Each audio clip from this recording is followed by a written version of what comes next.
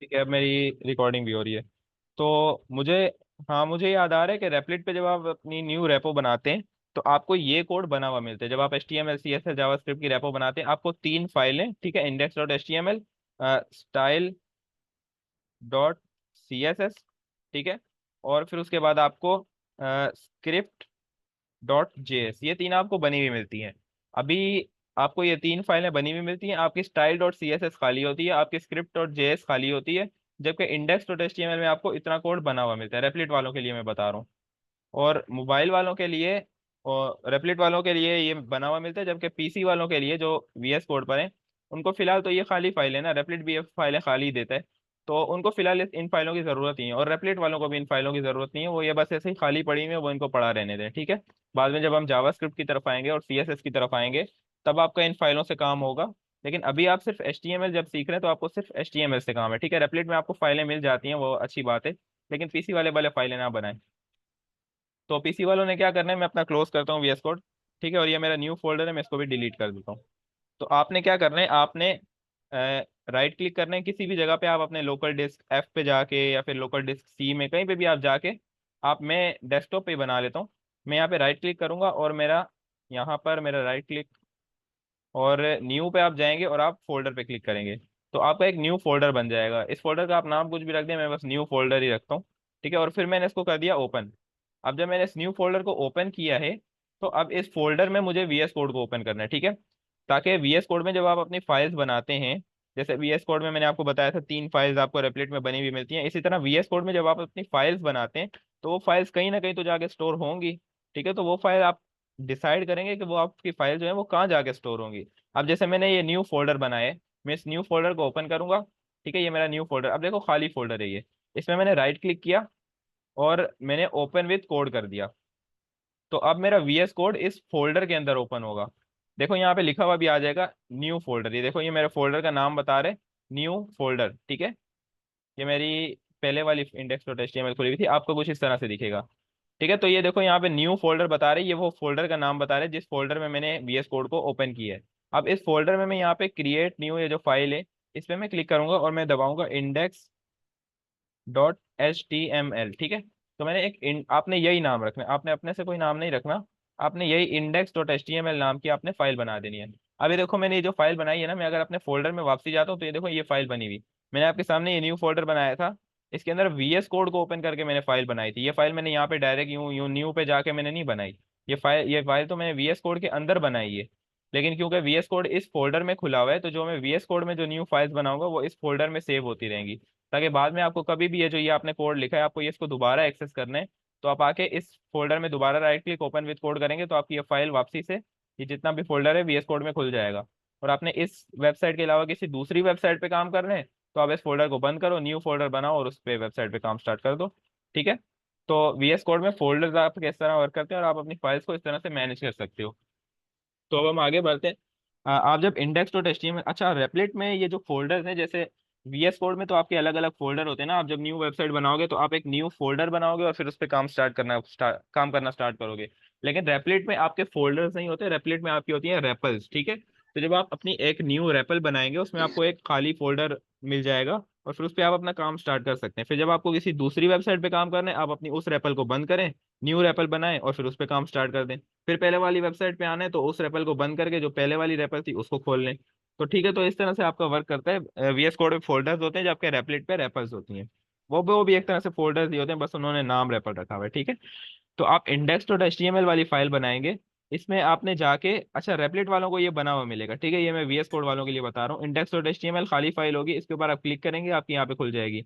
यहाँ पे जाके आपने एक्सक्लेमेशन मार्क लिखना है और एंटर दबा देना है, तो ये आपको VS कोड खुद से बना के दे देगा। क्वेश्चन है किसी को कोई? दोबारा बता दें स्टार्ट से। चले मैं दोबारा बता देता हूँ स्टार्ट से। तो मैं इस फाइल को करता हूँ डिलीट, ठीक है। अब देखो मैंने मूव टू रिसाइकल बिन कर दिया और इसको VS कोड को बंद कर दिया और फोल्डर को भी डिलीट कर दिया। अब जिन्होंने बस बिल्कुल फ्रेश VS कोड इंस्टॉल किया उन्होंने क्या करना है, आप राइट क्लिक करें, न्यू पे जाएं और फोल्डर पे जाएं, तो आपका एक न्यू फोल्डर बन जाएगा। ये रिकॉर्डिंग भी आपको मिल जाएगी, बाद में किसी को मसला आ रहा हो तो वो रिकॉर्डिंग से देख सकते हैं। आपने राइट क्लिक किया, न्यू पे आप गए और आपने न्यू फोल्डर कर दिया, ये न्यू और फोल्डर, ठीक है, आपका ये न्यू फोल्डर बन गया। आपने डबल क्लिक करके इस फोल्डर को ओपन किया, और फिर आपने, मेरा फोल्डर ओपन नहीं हो रहा, ठीक है, तो फिर यहाँ पे आपने राइट क्लिक करके ओपन विद कोड कर देना है। या आप जब ओपन विद कोड करेंगे तो आपका वीएस कोड इस खाली फोल्डर में ओपन हो जाएगा। अब आप अपने वीएस कोड को, ये जो लाइन बनी हुई है क्रॉस बॉक्स के साथ, ये जो लाइन बनी हुई है, इसको आपने दबाना है, और अब अपने फोल्डर को भले बंद कर दो। ठीक है, अब फोल्डर का कोई काम नहीं है, क्योंकि वीएस कोड में हमने उस फोल्डर को खोल लिया है। तो अब उस फोल्डर को खुला रखने का कुछ फायदा नहीं है, मैं उस फोल्डर को बंद कर देता हूँ। ठीक है, तो अब इस न्यू फोल्डर में आपने क्या करना है, राइट, ये जो न्यू फाइल बनी हुई है इसके ऊपर क्लिक करना है, और इंडेक्स डॉट, मेरा index.html, ठीक है, आपने ये फाइल बना लेनी है। इस फाइल के अंदर आपने जाके फिर एक्सक्लेमेशन मार्क पे एक्सक्लेमेशन मार्क टाइप करना है, और एंटर दबा देना है। तो ये जितना भी कोड है ये आपको खुद से लिखने की जरूरत नहीं है, ये वीएस कोड आपको खुद से बना के देगा। जी, आपका क्या सवाल है, आप सवाल पूछ लें। तो ये आपका कोड, वीएस कोड खुद से आपको बना के देगा, तो ये आपको पूरा खुद से लिखने की जरूरत नहीं है। बाकी अगर आप लिखना भी चाहें तो आप खुद से लिख सकते हैं। बाकी ये हेड की आपको जरूरत नहीं है, आपको इसकी जरूरत नहीं है, ठीक है, आपको इसकी जरूरत नहीं है, आपको बस HTML और बॉडी की जरूरत है। आप इसके अंदर जो कुछ लिखेंगे आपका वो चलेगा। लेकिन असल में ये चीज़ें ज़रूरी होती हैं, इनका बाद में हम अच्छे से एक्सप्लेन करेंगे कि ये हेड का, टाइटल का, मेटा टाइटल का, इन सब का क्या काम होता है, ये हम बाद में अच्छे से एक्सप्लेन करेंगे। मोबाइल में तो माउस नहीं होता, राइट क्लिक कैसे करेंगे आपने मोबाइल में? तो मोबाइल में तो आपको राइट क्लिक करना ही नहीं है ना, ये तो मैंने VS कोड वालों के लिए बताया है कि आपको फोल्डर पे जाके राइट क्लिक करके तो आपने ओपन विद कोड करने, ये तो VS कोड वालों के लिए, पीसी वालों के लिए। मोबाइल में तो आपको रेपलेट बनी भी मिलेगी। मोबाइल में तो रेपलेट जब आप न्यू रेपल बनाएंगे तो आपको, आपके सामने डायरेक्ट ये आ जाएगा, ठीक है, आपको कोई राइट क्लिक करने की जरूरत ही नहीं है। मैंने जो वीडियो शेयर की हुई है मैंने उसमें आपको रन करके भी दिखाई भी है वेबसाइट। जी, क्लास का जो टाइम होता है वो 45 मिनट्स का हमें जूम अलाउ करते हैं कि आप 45 मिनट्स तक कर सकते हैं। तो अगर 9:45 पे क्लास स्टार्ट हुई है तो ये आपकी चली जाए, अगर 8:45 पे स्टार्ट हुई है तो ये आपकी चली जाएगी 9:30 तक। जी, तो ये आपको एक्सप्लेन हो गया कि राइट क्लिक आपने मोबाइल में करना ही नहीं है। मैंने जो रेपलिट वाली वीडियो भेजी हुई है आप उसको ज़रा देखें दोबारा से, तो आपको वो अच्छे से एक्सप्लेन हो जाएगा कि मोबाइल में आपको कुछ नहीं करने की ज़रूरत। ठीक है, मोबाइल वालों के लिए तो उल्टा आसान है ये।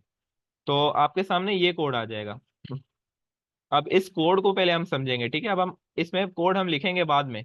पहले ये जो हमारे सामने जो कोड आया हुआ है इसको हम समझेंगे कि ये क्या चीज़ है।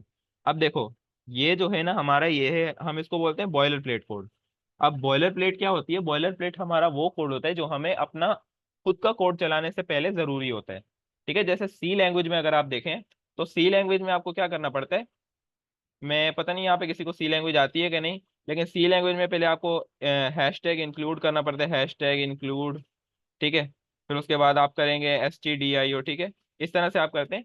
तो वो जो कोड होता है वो आपका असल में खुद का कोड नहीं होता, ये जैसे ये कोड है, आप जब वेबसाइट को चलाएंगे आपको वेबसाइट खाली दिखेगी इस कोड को लिखने के बाद।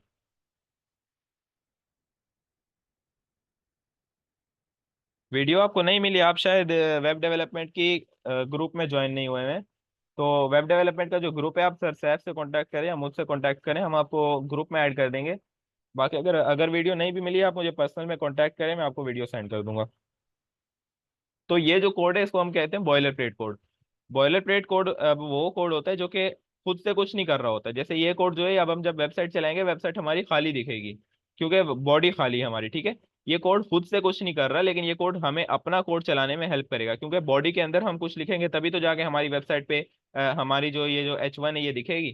क्योंकि H1 हमारी क्यों दिख रही है? क्योंकि ये बॉडी के अंदर है, और बॉडी किसका पार्ट है? बॉडी बॉयलर प्लेट का पार्ट है। तो बॉयलर प्लेट हमें अपना कोड चलाने में हेल्प करती है। तो ये बस बॉयलर प्लेट है। अच्छा, अब इसको और ज्यादा अच्छे से समझने के लिए हमें पहले ये समझना होगा कि टैग्स क्या होते हैं। जी, आपकी पहली क्लास है, मैं बिल्कुल बेसिक से लेके जा रहा हूँ। मैंने अभी बस फाइल बनाने का और इसमें ये बॉयलर प्लेट जो है एक्सक्लेमेशन मार्क से लिखने का ये तरीका मैंने बताया, अभी मैंने आगे कुछ नहीं बताया है। तो मैं वही कह रहा हूँ, ये जो आप एक्सक्लेमेशन मार्क क्लिक करके जो आप एंटर दबा के जो आपको मिल रहा है, माइक अपना देख लें, मैं बंद कर देता हूँ।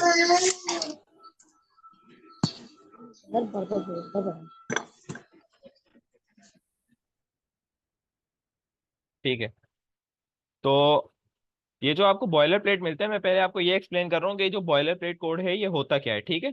तो ये मैंने आपको बता दिया कि बॉयलर प्लेट कोड हमें अपना कोड चलाने में हेल्प करता है।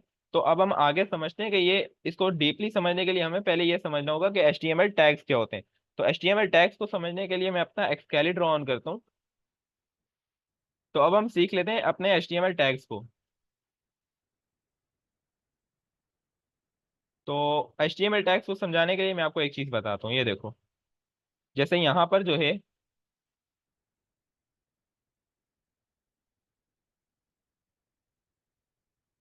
मेरा ये जूम हुआ है। अच्छा चलो ठीक है। तो आपने क्या करना है, VS कोड वालों के लिए बता रहा हूँ।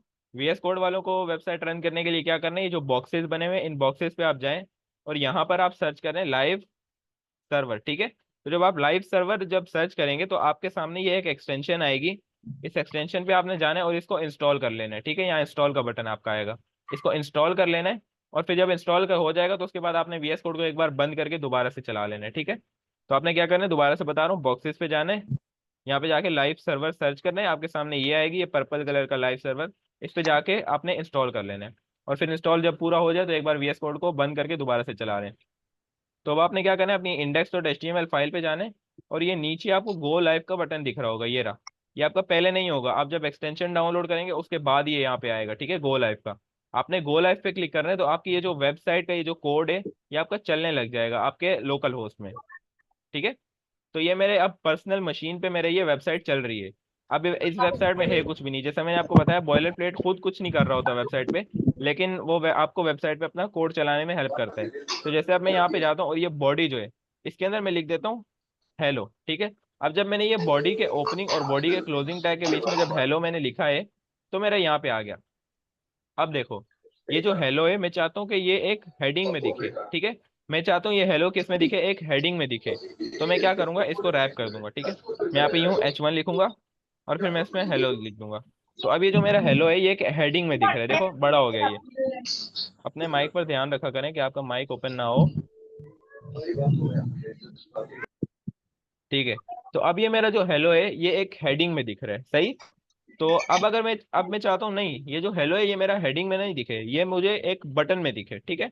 अब आप चाहते हैं कि ये जो हेलो लिखा हुआ है ये एक बटन में दिखे, तो मैं क्या करूंगा, मैं इसको बटन कर दूंगा। तो अब देखो, अब मेरा ये हेलो बटन में दिख रहा है, ठीक है।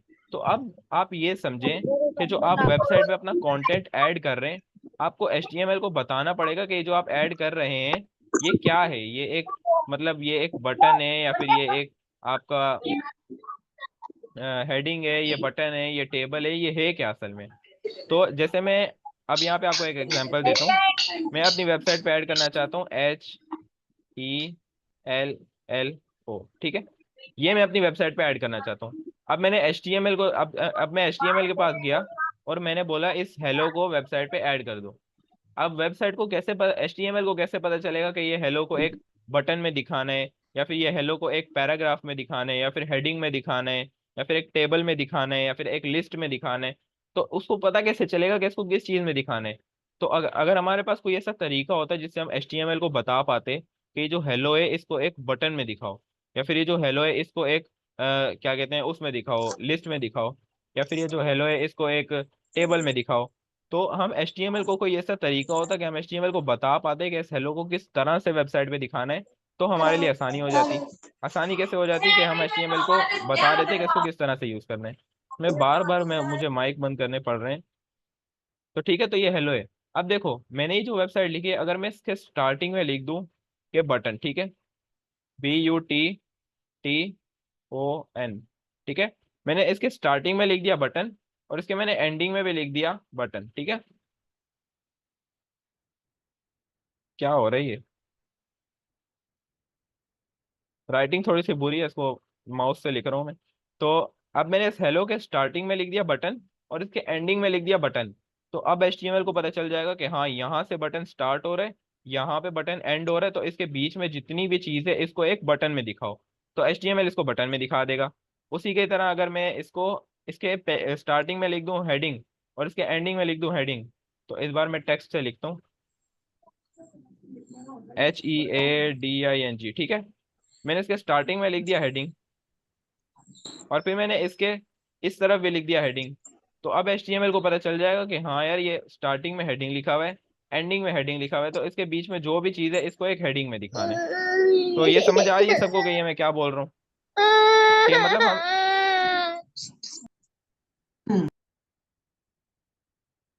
तो मतलब हमारे पास कोई एक तरीका हो ना जिससे हम एचटीएमएल को बता पाए कि ये जो हेलो जो हम वेबसाइट पे डालना चाह रहे हैं, इसको उसने किस तरह से दिखाना है, इसको उसने एक बटन में दिखाना है, एक पैराग्राफ में दिखाना है, एक लिस्ट में दिखाना है, किस तरह से दिखाना है। तो हमारे पास कोई ऐसा तरीका होता कि हम हेलो के स्टार्टिंग में हेडिंग लिखें, इसके एंडिंग में हम हेडिंग लिखें, और फिर उसके बाद एचटीएमएल को पता चल जाए कि हाँ यहाँ से हेडिंग स्टार्ट हो रही है, यहाँ से हेडिंग क्लोज हो रही है, तो बीच में जो है वो हेलो होगा।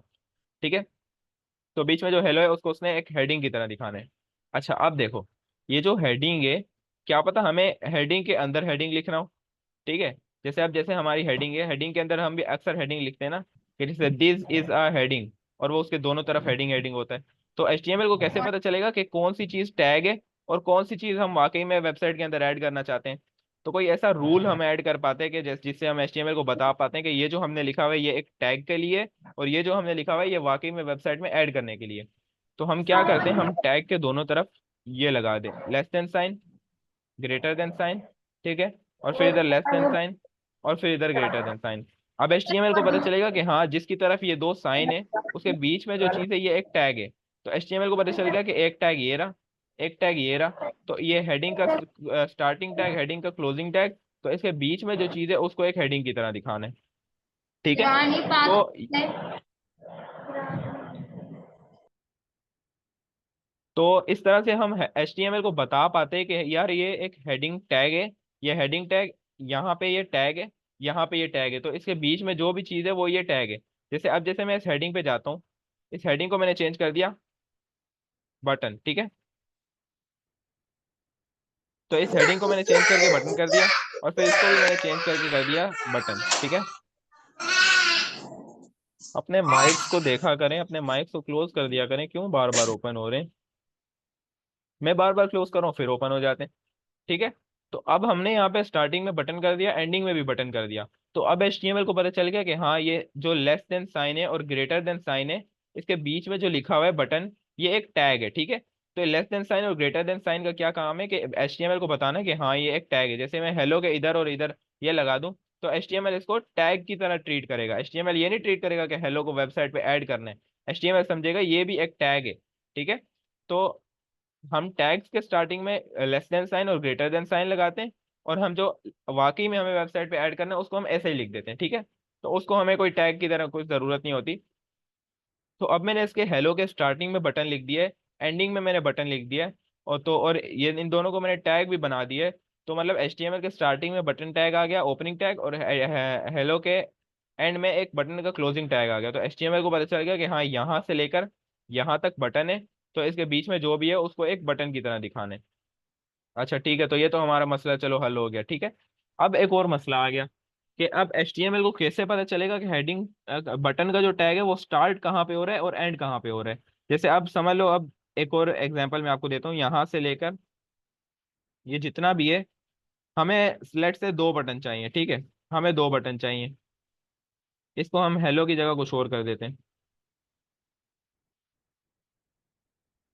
मैं थोड़ा इसको सही से कर दूं ताकि आपको भी अच्छे से ये समझ आ जाए।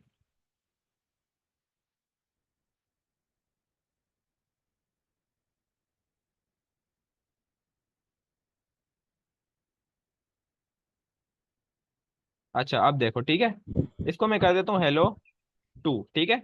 तो ये हमारा हो गया हेलो टू।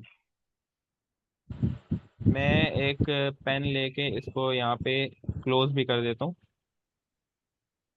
ठीक है। अब ये देखो, ये हमारा आ गया पहला बटन। ठीक है। यहाँ से लेके यहाँ तक ये हमारा आ गया पहला बटन, ये हमारा आ गया दूसरा बटन। ठीक है। अब HTML को कैसे पता चलेगा कि ये बटन यहाँ से स्टार्ट होके यहाँ पे एंड हो रहा है, और ये यहाँ से स्टार्ट होके यहाँ पे एंड हो रहा है, क्योंकि टैग तो सारे के सारे सेम है ना।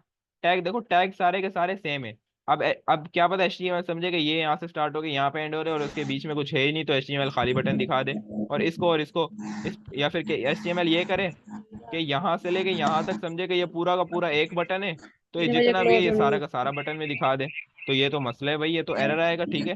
क्योंकि HTML को पता ही नहीं चल रहा कि कौन सा टैग ओपनिंग टैग है और कौन सा टैग क्लोजिंग टैग है। HTML यहाँ से स्टार्ट होगा, HTML को यहाँ पे एंड होना है, या फिर आके यहाँ पे एंड होना है, या फिर आके यहाँ पे एंड होना है। तो ये तो उसको नहीं पता चल रहा।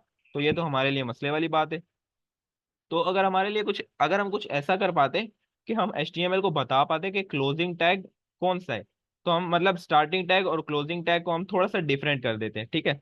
थोड़ा क्लोजिंग टैग को स्टार्टिंग टैग से थोड़ा सा अलग कर देते हैं, ताकि एचटीएमएल को पता चल पाए कि हाँ ये एक क्लोजिंग टैग है।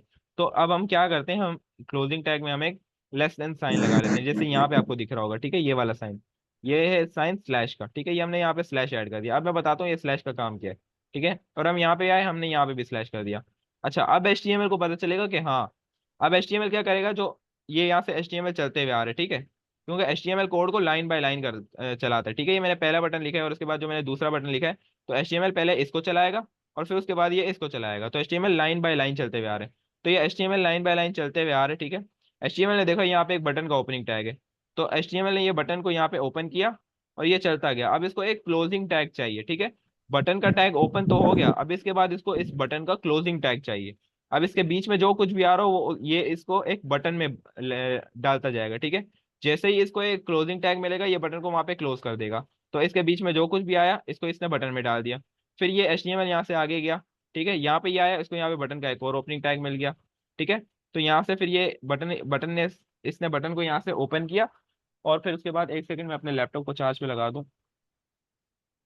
तो इसने यहाँ से बटन, दूसरे बटन को यहाँ से इसने ओपन किया, तो ये आगे गया, ये HELLO2 है, इसको HTML ने बटन में डाल दिया, और फिर यहाँ बटन का क्लोजिंग टैग आ गया। तो यहाँ पे इसने HELLO2 को भी एक बटन में डाल दिया, ठीक है। तो अब देखो, अब HTML को अच्छे से पता चल रहा है कि हाँ यहाँ बटन ओपन हो रहा है, यहाँ बटन क्लोज हो रहा है, फिर यहाँ बटन ओपन हो रहा है, फिर यहाँ बटन क्लोज हो रहा है।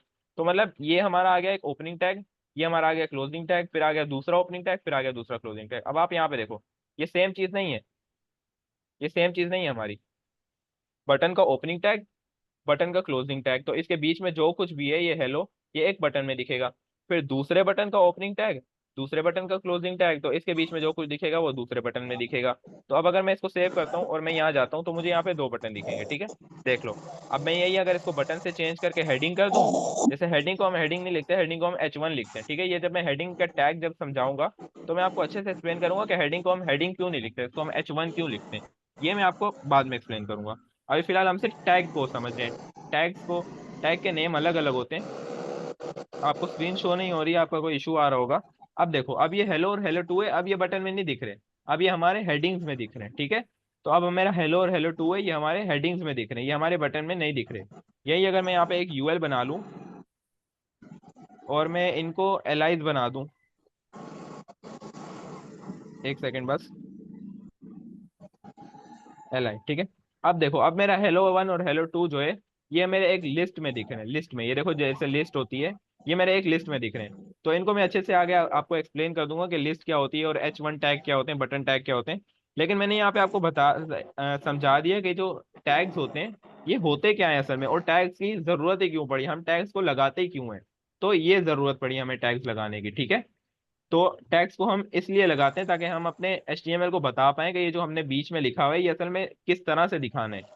तो जैसे मैंने आपको अलग अलग एग्जांपल दिखाई, बटन में भी दिखे ये, और फिर ये अभी हेडिंग में भी दिखे, फिर ये लिस्ट में भी दिखे, तो अलग अलग तरीके होते हैं। तो कल हम पढ़ेंगे बटन के नेम्स को। आपको स्क्रीन शो नहीं हो रही, अब मैं क्या कर सकता हूँ, बाकी सबको शो हो रही है, मुझे चैट में बताओ, बाकी सबको शो हो रही है या फिर किसी को भी नहीं हो रही। और हमारा टाइम भी खत्म होने वाला है, 7 मिनट रह गए। तो एक एक चीज मैं और एक्सप्लेन कर देता हूँ। अच्छा, अब देखो, ये जो मेरा हेलो लिखा हुआ है, मैं अंडू नहीं कार कर तो पा कटो रहा। मेरे मशीन ठीक वापस है, ले जाके नीचे थी काट। अपना माइक बंद कर दें।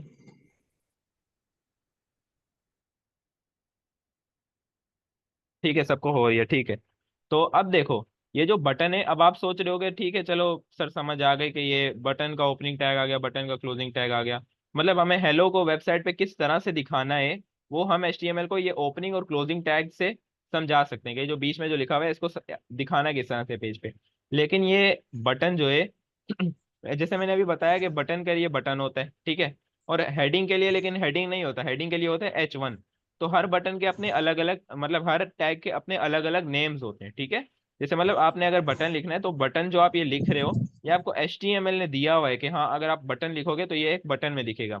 अगर आपको हेडिंग डालनी है तो आप H1 टैग लगाओगे, ठीक है। तो हर टैग का अलग अलग नेम होते हैं। तो टैग असल में किस तरह से होते हैं, मैं आपको सही से एक्सप्लेन कर देता हूँ ये। तो टैग में असल में होता क्या है, पहले मैं पिंक कलर पे लिखता हूँ, लेस देन साइन, ठीक है। फिर उसके बाद ग्रेटर देन साइन, फिर लेस देन साइन, फिर स्लैश ग्रेटर देन साइन। ठीक है।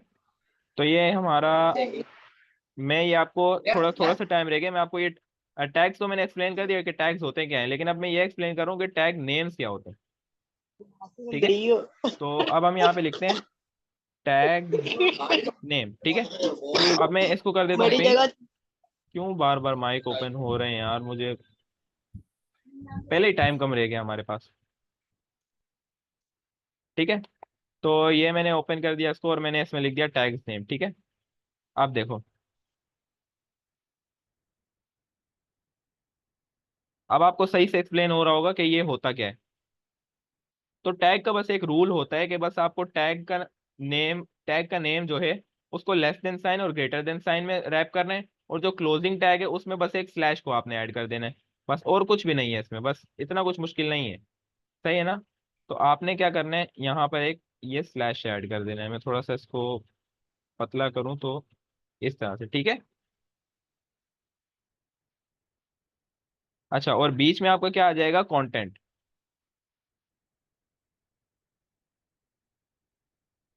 कंटेंट क्या होता है, कंटेंट वो चीज होती है जो आप दिखाना चाहते हैं अपने पेज पर। सर आप मुझे रिकॉर्डिंग प्रोवाइड कर दीजिएगा, स्क्रीन शो नहीं हो रही। चलें ठीक है, आपको स्क्रीन शो नहीं हो रही, आप मुझे मैसेज करना, मैं आपको रिकॉर्डिंग प्रोवाइड कर दूंगा, आप रिकॉर्डिंग पे देख लेना। तो अब देखो, आपका लेस देन साइन आया, फिर टैग का नेम आया, फिर आपका ग्रेटर देन साइन आया, फिर आपको असल में दिखाना क्या है वेब पेज पर आपका वो आ गया, फिर आपका आ गया less than sign slash. Slash क्यों आया, क्योंकि ये क्लोजिंग टैग है। फिर टैग का नेम और फिर ग्रेटर देन साइन। तो आपका टैग का नेम, लेट से आपने बटन ऐड करना है तो आपने लिखा लेस देन साइन बटन।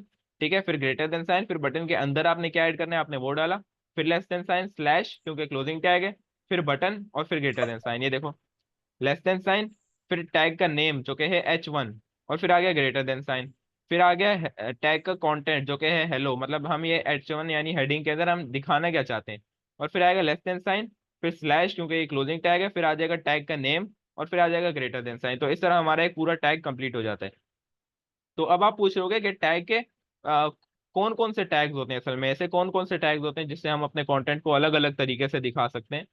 तो टैग के नेम्स अलग अलग होते हैं। हेडिंग के लिए H1 होता है, बटन के लिए बटन होता है, लिस्ट के लिए UL और LI होता है। तो हम बाद में एक एक करके हर टैग को सीखेंगे कि आपको हेडिंग के जो टैग है उसको किस तरह से यूज करना है, बटन का टैग को किस तरह से यूज करना है। तो आज के लिए सबको ये समझ आ गई कि असल में टैग्स होते क्या है। ठीक है। टैग के नेम भले आपको समझ ना आए हो कि बटन टैग जो है वो क्यों होता है, तो इस तरह से आपको टैग के नेम भले ना समझ आए हो, क्योंकि टैग के हर हर टैग का अलग अलग नेम होता है। हेडिंग का टैग का नेम है H1। ठीक है। और फिर इसी तरह इमेज के टैग का नाम होता है IMG। ठीक है। वीडियो का टैग का नाम पूरा वीडियो होता है, ऑडियो के टैग का नाम पूरा ऑडियो होता है। तो वो अलग बात है। बाकी टैग के नेम को छोड़ो, आपको ये समझ आ गई कि हम अपने टैग होते क्यों हैं, टैग किस लिए हम यूज करते हैं, और फिर टैग को लिखते किस तरह है। लेस देन साइन, टैग का नेम, ग्रेटर देन साइन, ये सब सबको समझ आ गई। टाइम बहुत कम रह गया, क्लास खत्म होने लगी है, मुझे चैट में बता दो कि ये सबको समझ आ गई है। किसी को कोई क्वेश्चन है तो दोबारा से मुझे पूछ ले, मैं अभी रिप्लाई दे दूंगा। टाइम इतना है कि मैं आपके क्वेश्चंस के जवाब दे सकता हूँ। ठीक है, सबको समझ आ गई।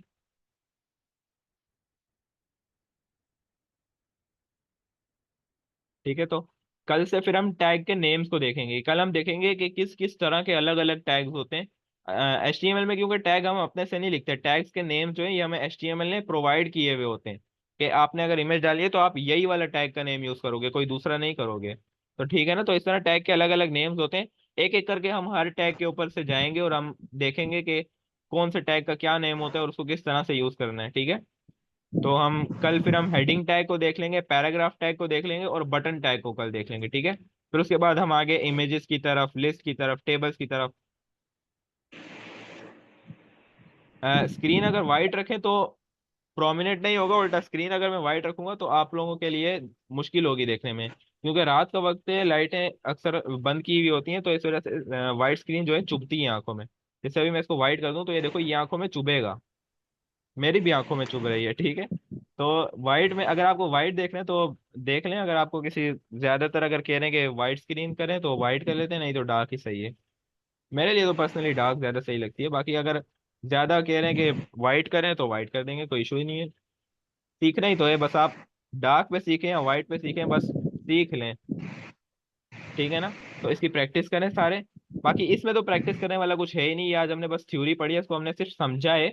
बाकी कल से जब हम कोई टैक्स को नहीं। असल में वाकई में पढ़ेंगे, तब आपको इसको समझना पड़ेगा। मैं इसका स्क्रीनशॉट ले लेता हूँ, मैं ये आपको ग्रुप में प्रोवाइड कर दूंगा।